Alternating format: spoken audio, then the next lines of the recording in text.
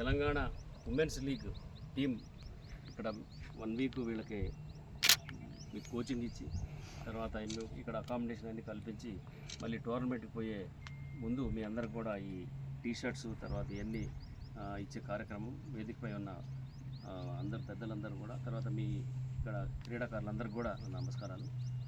ముఖ్యంగా ఏంటంటే మనం చూస్తున్నాం యూత్ అంటే మేము రావడానికి కారణం ఏంటంటే ప్రతిదానికి అంటే చిన్నదైనా కూడా ఎందుకంటే యూత్ మనం చూస్తున్నాం బయట అందరూ కూడా ఇంటర్మీడియట్ చదివి ఉత్తర తిరుగుడు, డిగ్రీ చదివి ఉత్తర తిరుగుడు, తర్వాత రోజు సెల్ ఫోన్లు పట్టుకొని రకరకాల వ్యసనాలకు అలవాటు పడి వెళ్ళిపోతున్నారు.